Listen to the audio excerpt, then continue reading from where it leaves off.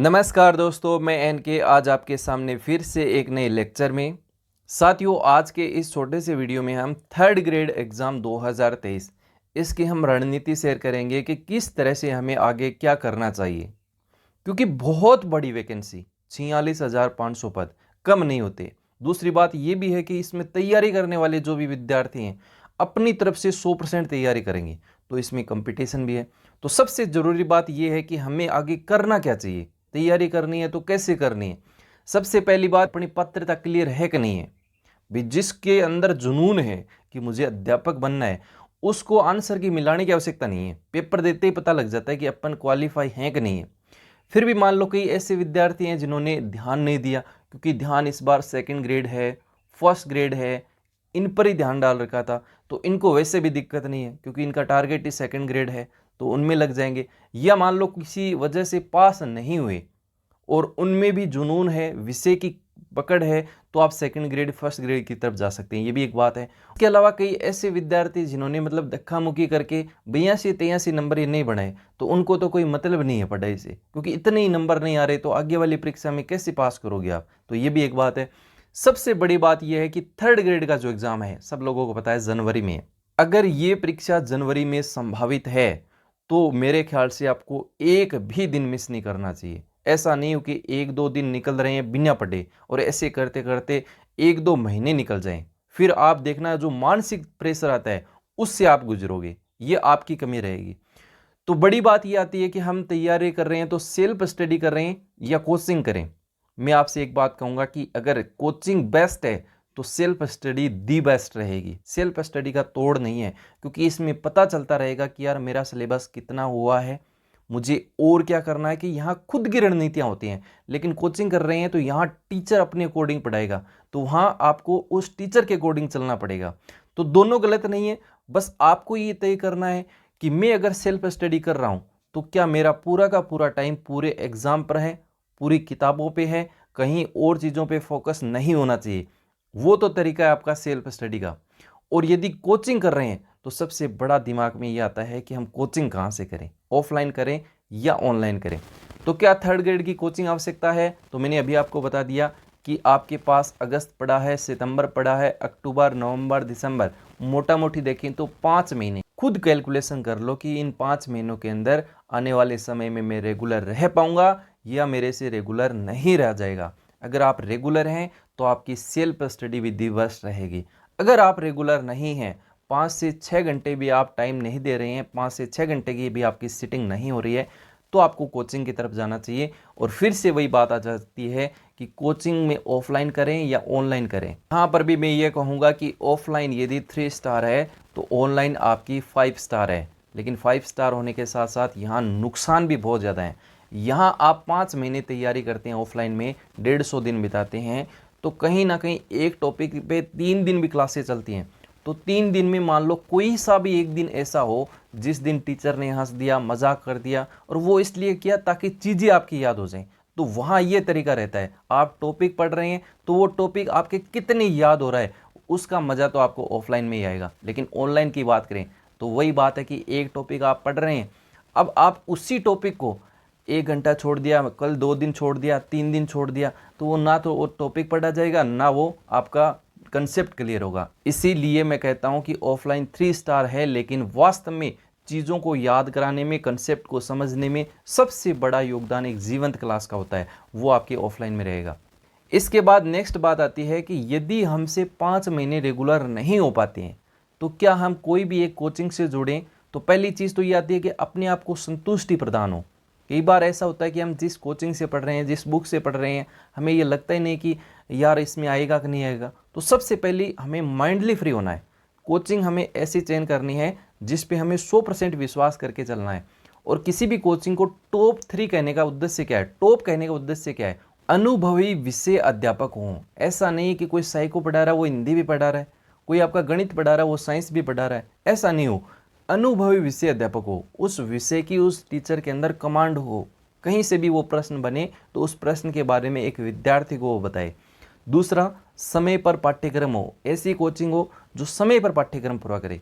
यानी आपके 5 महीने हैं तो वो 3 से 3.5 या 4 महीनों के अंदर आपका सिलेबस पूरा करवा दे। ऐसा नहीं कि किसी कोचिंग से हम जुड़ गए और उसके सिलेबस का आता पता ही नहीं है, समय ही खराब होगा उसमें। ऐसी कोचिंग हो जिसमें ऑफलाइन टेस्ट अवश्य रहें।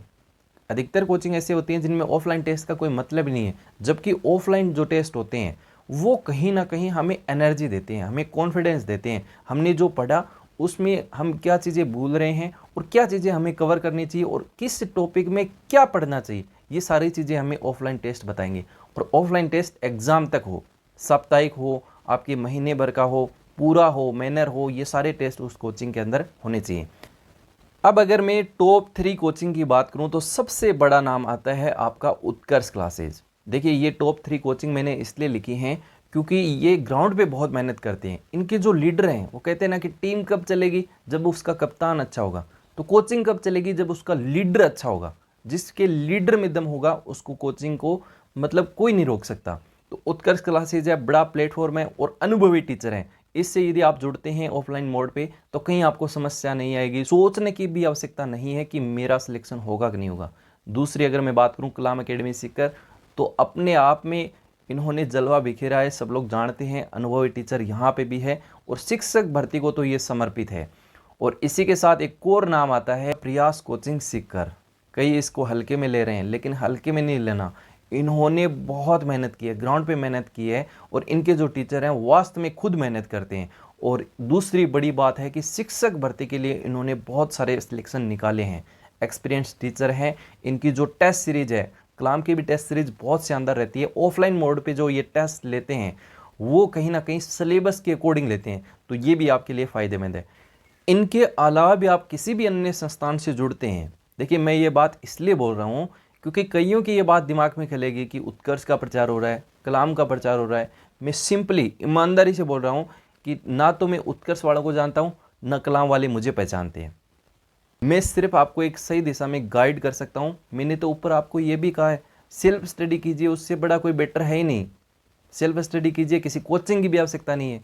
कोचिंग वालों में क्या है, कोचिंग वाले सिर्फ रेगुलरिटी प्रदान कर सकते हैं आपको एक अच्छा मैटर दे सकते हैं, आपको एक सही दिशा में गाइड कर सकते हैं। पढ़ना तो आपको भी पड़ेगा। किसी अन्य संस्थान से भी आप जुड़ के मेहनत करते हैं तो वहाँ पे भी आप सिलेक्शन लेके जाएंगे। मोटा मोटी रणनीति मैंने आपके सामने शेयर की है।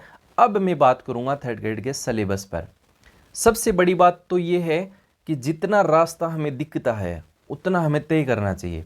आप सब लोग जानते हैं कि इसका अभी विस्तृत सिलेबस नहीं आया है और ज़रूरी भी नहीं है कि आने वाले समय में इसका विस्तृत सिलेबस हमें देखने को मिले। लेकिन आप और हम सब मिलकर कैंपेन भी चलाएंगे सिलेबस को लेकर। अन्य चैनल वालों का सहयोग रहा तो बिल्कुल अपना सिलेबस है वो भी हमें जल्द देखने को मिलेगा। लेकिन यहाँ हमें भोला नहीं बनना है। यहाँ हमें चुप कैसे, जो चीज़ें हमारे सामने है, मैं ये कहूँगा कि मोटा मोटी सिलेबस का आइडिया हमें दे रखा है। सिलेबस को गौर से आप देखेंगे तो पार्ट 1 में इन्होंने डाल रखा है राजस्थान जी के और कहा है कि हम आपसे 40 क्वेश्चन यहाँ पूछेंगे।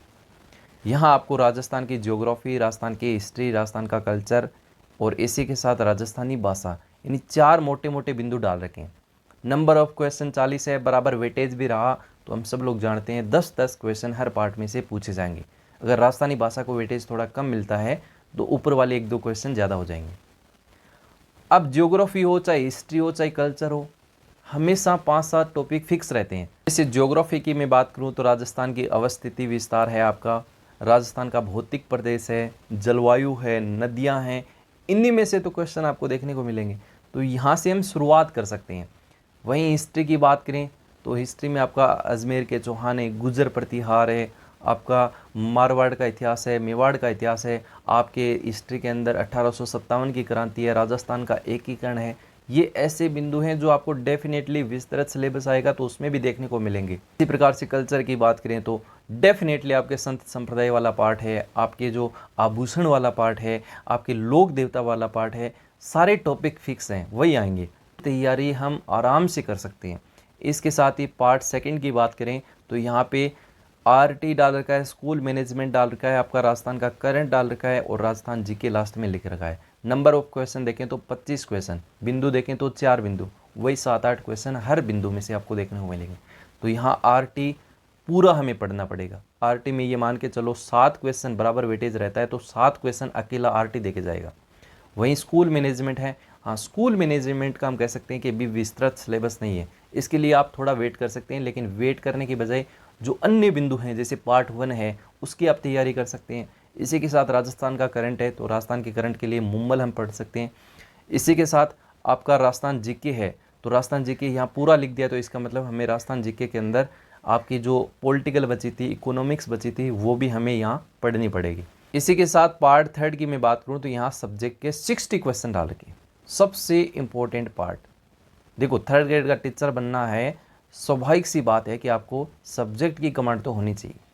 साइंस मैथ की बात करूँ तो वहीं साइंस के 30 क्वेश्चन, मैथ्स के 30 क्वेश्चन, कोई एसएसटी से है, कोई हिंदी से है, तो अपने सब्जेक्ट की आपको कमांड यहाँ बहुत अच्छे ढंग से करनी है।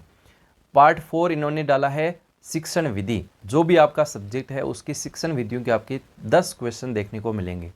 कोई विशेष ज़्यादा पढ़ने की आवश्यकता नहीं है, जो आपने रीट में पढ़ा वैसे के वैसे ही शिक्षण विधियों के क्वेश्चन आपको यहाँ देखने को मिलेंगे।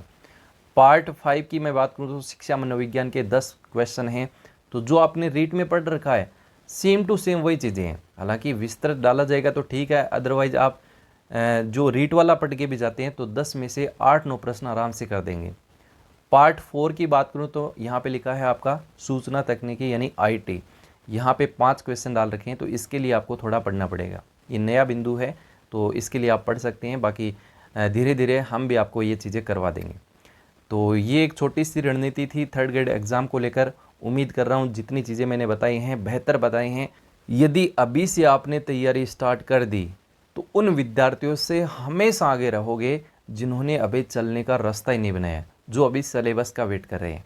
आज के इस छोटे से सेशन में इतना ही। मिलते हैं फिर से एक नए वीडियो के साथ।